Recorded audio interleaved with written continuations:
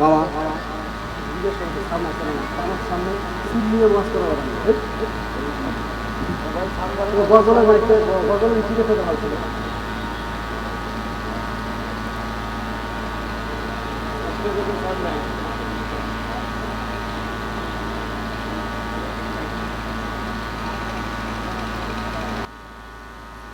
যদি কেউ মনে করে আমি কোরআনকে মানি হাদিসকে মানি না, সে ঈমানদার নয়। আবার যদি কেউ বলে আমি হাদিস মানি কিন্তু কোরআন মানি না, সেও প্রকৃতপক্ষে ঈমানদার নয়। সিলায় যদি আমার রব্বে কারীম আমাকে মাফ করে দেয়, এই আশায় তিনি মদিনার বুকে অবস্থান করতেছেন। কয়েকটা বছর যাওয়ার পর উনি লক্ষ্য করে দেখেন মদিনার মানুষগুলো সাদা ইহরামের কাপড় পরে মক্কার দিকে হজ করার জন্য রওনা দিয়ে আরসালাহু বিল হক ইলাল খালকি বাশীরান ওয়া নাযীরা ওয়া দাঈয়ান ইলাল্লাহি বিইজনিহি ওয়া সিরাজাম ওয়া কমারাম মুনীরা। أما بعد فأعوذ بالله من الشيطان الرجيم. بسم الله الرحمن الرحيم. يا أيها الذين آمنوا اتقوا الله حق تقاته ولا تموتن إلا وأنتم مسلمون. إن الله وملائكته يصلون على النبي يا أيها الذين آمنوا صلوا عليه وسلموا تسليما. بلغ العلا بكماله كشف الدجى بجماله حسنت جميع خصاله صلوا عليه وآله. সম্মানিত উপস্থিতি, আল্লাহ তাআলার দরবারে শুকরিয়া আদায় করি যে আল্লাহ রাব্বুল আলামিন আপনাকে আমাকে আজকের এই দিনই মজমায় আসার মতো আল্লাহ তাআলা তৌফিক দিয়েছেন, হায়াতের জিন্দেগি রাখছেন। সেই সাথে আল্লাহ তাআলা আমাদেরকে আগে থেকে আগে আমাদেরকে এই মাহফিল পর্যন্ত পৌঁছায় দিয়েছেন, এজন্য শুকরিয়া আদায় করি, বলি আলহামদুলিল্লাহ। দরুদ ও সালাম সাইয়্যিদুল মুরসালিন খাতামান নবিয়্যিন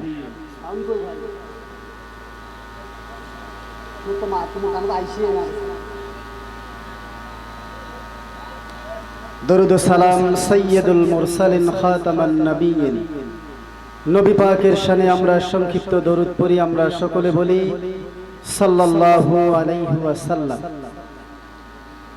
সম্মানিত উপস্থিতি, কোন প্রকার ভূমিকা ছাড়াই মূল আলোচনা অল্প সময় করব ইনশাআল্লাহ। আমরা সকলেই জানি এই পৃথিবীতে আমরা যারা মুসলমানিত্ব তথা মুসলমান দাবি করি, আমরা কমপক্ষে দুইটা জিনিসকে সবচাইতে বেশি গুরুত্বপূর্ণ দিই। একটা হলো কোরআনুল কারীম, আর একটা হলো রাসূল সাল্লাল্লাহু আলাইহি ওয়াসাল্লামের হাদিস। ঠিক কি না? যদি কেউ মনে করে আমি কোরআনকে মানি হাদিসকে মানি না, সে ঈমানদার নয়। আবার যদি কেউ বলে আমি হাদিস মানি কিন্তু কোরআন মানি না, সেও প্রকৃতপক্ষে ঈমানদার নয়।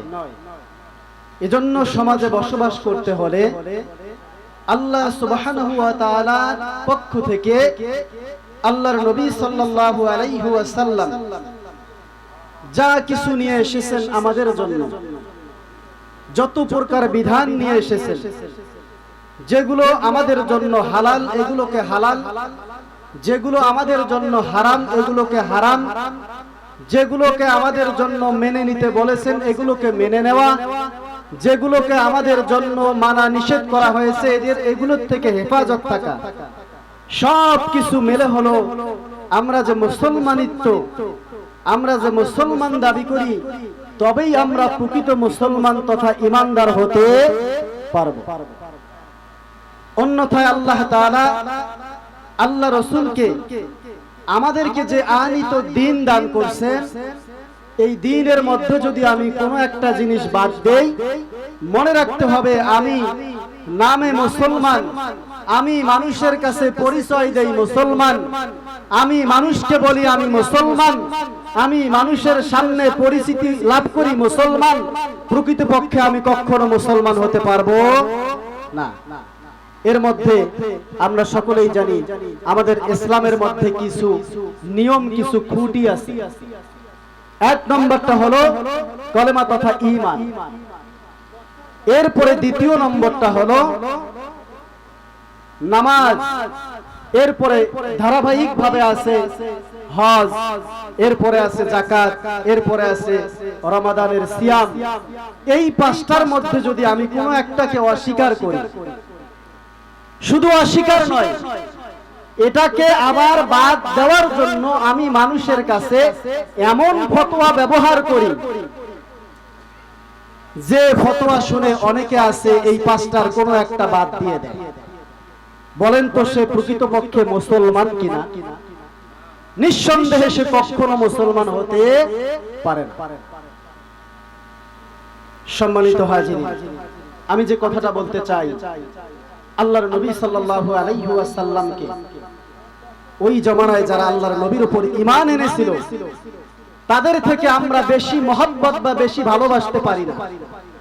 তারপরেও আমরা তাদের ইতিহাসগুলো পড়ে, আল্লাহর নবীর হাদিসগুলো পড়ে, আল্লাহর নবীকে আমরা আমাদের জীবনের থেকেও বেশি মহব্বত ভালোবাসি। অথচ ওই সময়ের আল্লাহ রাসূলকে যারা ভালোবাসতো, সাহাবা আজমাইন, তারা প্রত্যেকটা মুহূর্তে আল্লাহর নবীর জন্য তাদের জীবন দেওয়ার জন্য প্রস্তুত ছিল।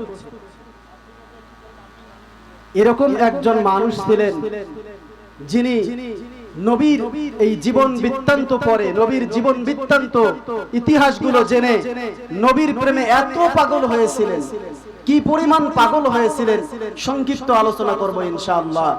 যেই মানুষটা বর্তমান এই যুগেও মধ্যপ্রাচ্য তথা আরব আমিরাতের অধিকাংশ রাষ্ট্রগুলোতে যার মাযহাব তথা যার অনুসারী এখনো বেশি থেকে বেশি, এমনই একজন মানুষ হযরত মালিক রাহমাতুল্লাহি আলাইহি, যাকে বলা হয় ইনি একজন ইমাম, কিংবা ইনি এমন একজন আলেম ব্যক্তি ছিলেন। এত জ্ঞান আল্লাহ তাআলা তাকে দান করেছেন, এত জ্ঞান দান করার পরেও তিনি একটা জিনিস নিজের থেকে অজান্তেই জিনিসটা হারিয়ে ফেলেছেন। আমরা সাধারণত চার মাযহাবকে সবচেয়ে বেশি মহব্বত ভালোবাসি।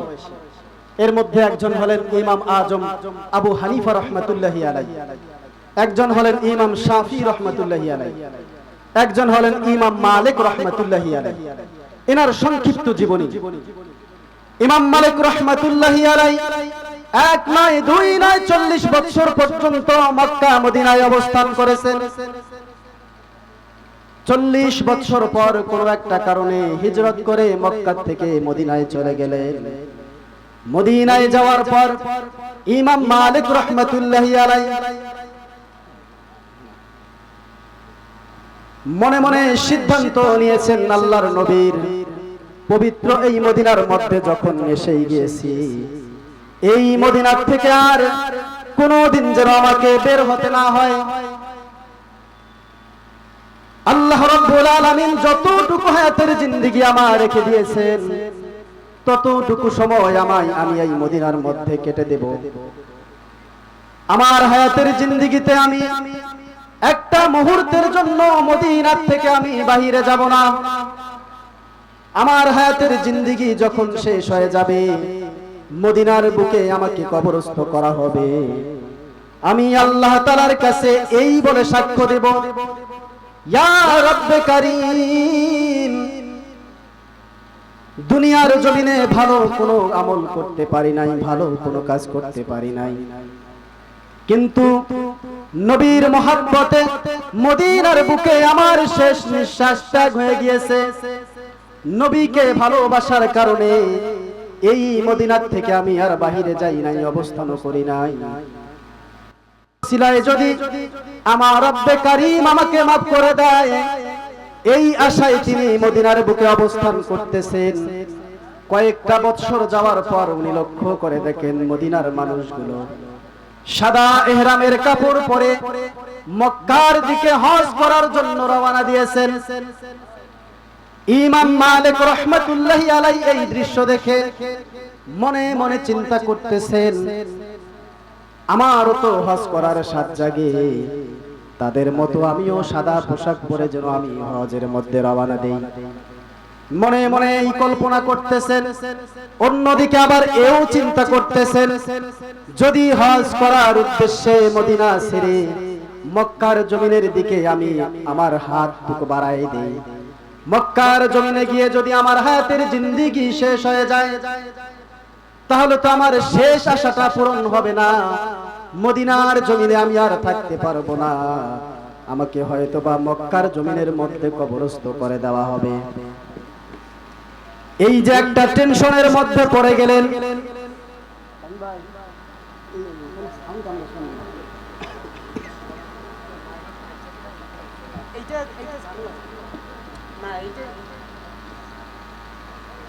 এই একটা পেরেশানের মধ্যে পড়ে গেলেন ইমাম মালিক রাহমাতুল্লাহি আলাইহি।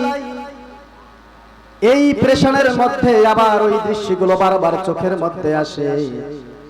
মদিনার মানুষগুলো সাদা পোশাক পরে ইহরামের কাপড় পরে পরে তারা মদিনার দিকে হজের জন্য যাইতেছেন।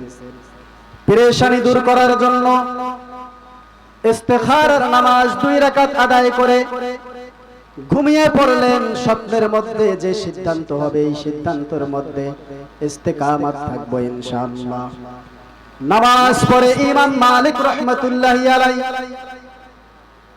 ঘুমের ঘরে ঘুমন্ত অবস্থায় স্বপ্নে দেখতেছেন আল্লাহর নবী সাল্লাল্লাহু আলাইহি ওয়াসাল্লাম স্বপ্নের মধ্যে আসলেন।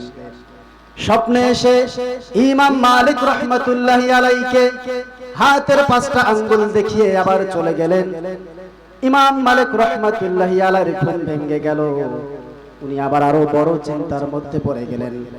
একটা চিন্তার মধ্যে আছি, আবার আল্লাহ রাসূল সাল্লাল্লাহু আলাইহি ওয়াসাল্লাম স্বপ্নে এসে আমাকে হাতের 5টা আঙ্গুল দেখায় চলে গেলেন। এই 5টা আঙ্গুলের ব্যাখ্যা কি এটা তো আমি জানি না। আমি আর একটা বিপদের মধ্যে পড়ে গেলাম। তড়িৎ গতিতে তার খাদেমকে ডাক দিয়ে বললেন, দৌড় দাও তুমি বড় আলেম ইমাম শিরিন রাহমাতুল্লাহি আলাইহি এর কাছে, যিনি স্বপ্নের ব্যাখ্যা সুন্দর করে দিতে পারেন। তবে আমার নামটা তুমি গোপন রেখে তাকে আমার এই স্বপ্নের ব্যাখ্যাটা তার কাছ থেকে নিবে। খাদেম দৌড় দিয়েছে শিরিন রাহমাতুল্লাহি আলাইহি দরবার।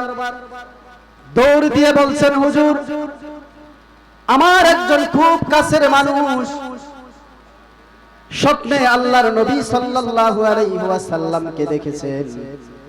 আল্লাহর নবী সাল্লাল্লাহু আলাইহি ওয়াসাল্লাম স্বপ্নের মধ্যে শুধু 5টা আঙ্গুল দেখাই দিয়ে চলে গেছেন। এবং শিরিন রাহমাতুল্লাহি আলাইহি বলতেছেন, এই ধরনের স্বপ্নের ব্যাখ্যা দিতে গেলে যিনি দেখেছেন তার নামের পরিচয় লাগবে, তার পিতার পরিচয় লাগবে। এবার খাদেম বলতেছে, উনি তো আমাকে তার নাম গোপন রাখার জন্য বলছেন। শিরিন রাহমাতুল্লাহি আলাইহি বলতেছেন, নাম ছাড়াই স্বপ্নের ব্যাখ্যা দেওয়া যাবে না।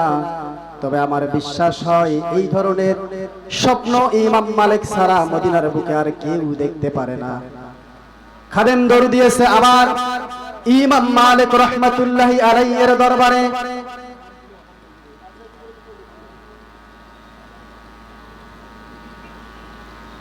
দৌড় দিয়ে ইমাম মালিক রাহমাতুল্লাহি আলাইহিকে বলছেন,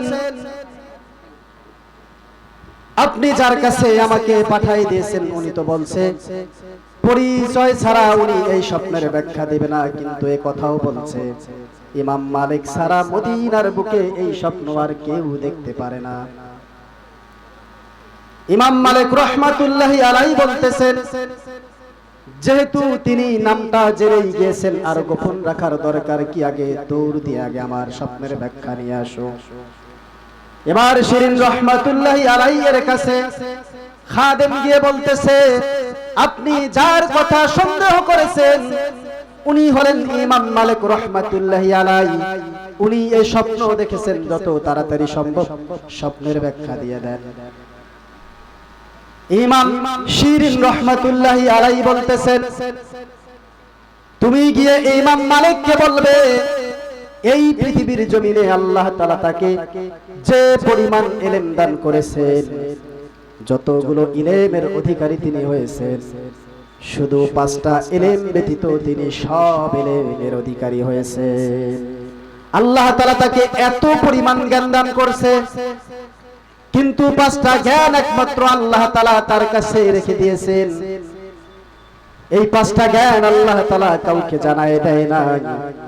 অতএব তুমি গিয়ে বলো তোমার যতগুলো জ্ঞান আছে আল্লাহ তাআলার এই 5টা জ্ঞান ব্যতীত তোমরা সব কিছুই জানো। 5টা জ্ঞানের মধ্যে একটা জ্ঞান হলো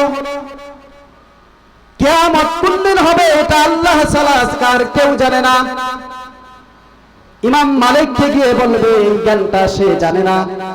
শুধু সে নয়, এত জ্ঞানের অধিকারী সে যে দুনিয়ার জমিনে তার থেকে বেশি জ্ঞানের অধিকারী ছিল নবী এবং পয়গম্বর। আল্লাহ সুবহানাহু ওয়া তাআলা নবী এবং পয়গম্বরকে এই কিয়ামত কোন দিন হবে এই জ্ঞানটা তাদেরকে দান করে নাই। 2 নম্বর হলো কার রিজিক কোথায় আছে এটা কেউ জানে না। এই জ্ঞানের অধিকারী আল্লাহ তাআলা ছাড়া আর কেউ জানে না। 3 নম্বর হলো কার মৃত্যু কোথায় হবে কেউ জানে না, কখন হবে কোন জায়গায় হবে এটাও সে জানে না।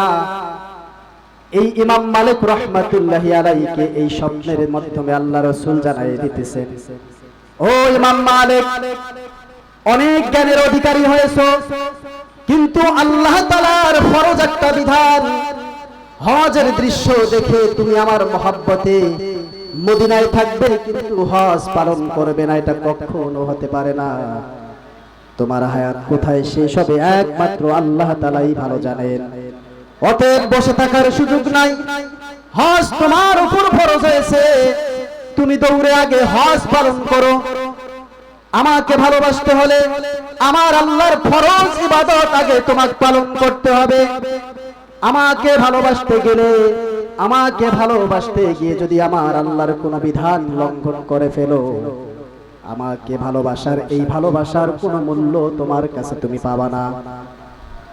এজন্য বলতে চাই, সমাজের মধ্যে এমন কিছু মানুষ আছে ছবি ওটা হারাম এইটাকে নির্দিষ্ট করে হজ তারা করে না, অথচ তাদের থেকে কত বড় একজন আলেম ছিলেন ইমাম মালিক রাহমাতুল্লাহি আলাইহি,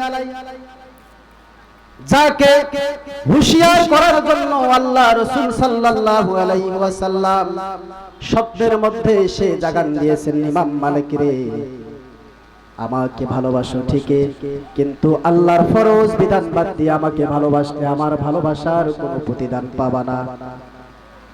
এজন্য বলতে চাই, মানুষের বানানো কোনো বিষয়, মানুষের তৈরি কোনো বিষয়, এটাকে পালন করতে গিয়ে যদি আমার আল্লাহর কোনো বিধান লঙ্ঘন হয়ে যায়, হাসরের ময়দানে মুসলমানিত্ব টিকে থাকা এমন দুষ্কর হয়ে যাবে, আল্লাহ সুবহানাহু ওয়া তাআলার কাছে আমি আমার পরিচয় মুসলমান দিতে পারবো না। আল্লাহ রাব্বুল আলামিন আমাদেরকে হুঁশিয়ার করে বলে দিয়েছেন, তোমরা ও ঈমানদারগণ তোমরা মৃত্যুবরণ করিও না ততক্ষণ পর্যন্ত যতক্ষণ পর্যন্ত পরিপূর্ণ ঈমানদার মুসলমান না হও, আর তোমরা আমাকে ভয় করো, ভয় করার মতো ভয় করো, ভয় করার মতো এই অর্থটা অনেকগুলো, এর তাফসীর করতে গেলে মোটামুটি কয়েক ঘন্টা চলে যায়। আল্লাহ সুবহানাহু ওয়া তাআলা বলে দিয়েছেন আমাকে ভয় করো, ভয় করার মতো।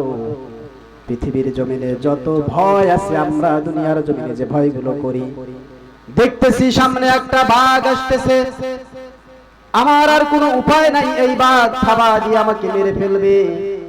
এটা যেমন দেখা একটা ভয়, এই ভয় আল্লাহর ভয় নয়। আল্লাহর ভয়টা হলো এমন ভয়, দুনিয়ার জমিনে যদি কামিয়াব না হতে পারি, আল্লাহ সুবহানাহু ওয়া তাআলা আমার অদৃশ্যে যে জাহান্নাম আমার জন্য রেখেছেন, জাহান্নামের মধ্যে এত ভয়াবহ শাস্তি আল্লাহ তাআলা রেখে দিয়েছেন, না দেখে এই জাহান্নামকে বিশ্বাস করেছি। ভালো কাজ করলে আল্লাহ সুবহানাহু ওয়া তাআলা আমার জন্য দুনিয়ার এই পৃথিবীর থেকে হাজার হাজার গুণ বেশি শান্তির ব্যবস্থা করে রেখেছেন। এটার প্রতি বিশ্বাস করে আল্লাহ তাআলাকে ভয় করেছি। এটাই হলো আল্লাহ তাআলার প্রতি ভয়। শুধু এই ভয় নয়, এমন কিছু ভয় আছে যেই ভয়গুলো দুনিয়ার জমিনে আমি এমন একটা খারাপ কাজ করার জন্য, এমন অন্ধকারের মধ্যে আমি এই খারাপ কাজটা করতেছি, আবার দিলের মধ্যে এই ভয় আমার আতঙ্ক সৃষ্টি করে দিয়েছে। অন্ধকারের মধ্যে পৃথিবীর জমিনে কোনো মানুষ আমার এই গুনাহ দেখে না, কোনো মানুষ আমার এই খারাপ কাজ দেখে না, কিন্তু এই খারাপ কাজটা দুনিয়ার জমিনে কেউ দেখুক আর না দেখুক, আমার আল্লাহ তো দেখতেছে। এটাও হলো আল্লাহ তাআলার প্রতি ভয়। রমজানুল মুবারক মাস, সারাদিন অনাহার থেকে এত পিপাসা লেগেছে, এই পিপাসা দূর করার জন্য সুন্দর আড়ালে গোসলখানার ভিতরে কিংবা কোন নদীতে ডুব দিয়ে যদি পানি খাই, পানি খাওয়ার পূর্ব মুহূর্তে যদি দিলের মধ্যে এই কথা জাগান দেয়, পুকুরে ডুবে পানি খাইতেছি, পুকুরের মাছও জানে না, পৃথিবীর জমিনের কোনো মানুষও দেখে না, কিন্তু আমার এই পানি খাওয়াটা আমার আল্লাহ তাআলা দেখতেছেন। এই ভয় যদি আমার দিলের মধ্যে পয়দা হয়, তবেই বুঝতে হবে আমার আল্লাহ তাআলাকে আমি ভয় করি। অন্যথায় আমি যদি মানুষকে দেখানোর জন্য নামাজ পড়ি, মানুষকে দেখানোর জন্য যদি হজ করি, মানুষকে দেখানোর জন্য যদি আমি যত প্রকার দান সদকা করি, এর প্রতিদান আল্লাহ তাআলার কাছে পাবো না। আমি যদি আল্লাহ তাআলাকে ভয় করে সব কাজগুলো করি, প্রত্যেকটা কাজ যদি আমি আমার আল্লাহর জন্য করি, প্রত্যেকটা কাজ যদি আমি সুন্নাত তরিকায় নবীর সুন্নাত মোতাবেক করি, তবেই আল্লাহ তাআলা আমাকে কামিয়াব দান করবেন। অন্যথায় আমি যতগুলো কাজ করব, এই কাজের কোনো মূল্য পাবো না। এজন্য সমাজের মধ্যে যদি কোনো ব্যক্তি আল্লাহ তাআলার বিধান লঙ্ঘন করার জন্য আমাদেরকে কোন প্রকার বুঝগুলো আমাদের মাঝে দেয়, বুঝতে হবে এরা অবশ্যই কোন ইহুদিদের দালাল, নয়তোবা এরা মুসলমানের মুসলমানিত্ব কেড়ে নেওয়ার জন্য এই পায়তারাগুলো করতেছে।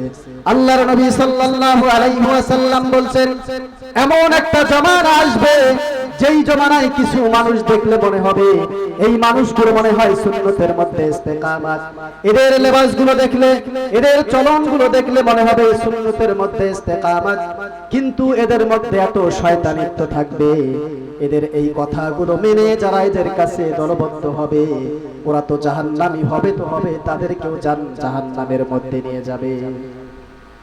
সমাজের মধ্যে একটা দল আছে যারা আল্লাহ সুবহানাহু ওয়া তাআলার বিধান হজকে মানে না।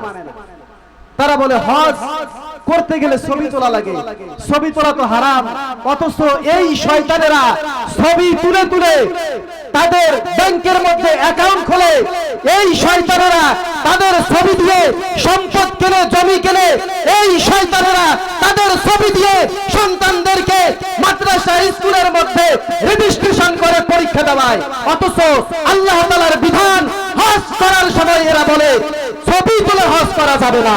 এরা প্রকৃতপক্ষে মুসলমান নয়, এরা মুসলমানিত্ব কেড়ে নেওয়ার জন্য এরা সুন্নতি লেবাস পরে পরে মুসলমানদেরকে ধোঁকা দেয়। যারা বলুন ঠিক কিনা? সম্মানিত হাজিরিন, মেহমান যেহেতু এসে গেছে, আমি আমার কথা আমার আলোচনা আর বাড়াবো না।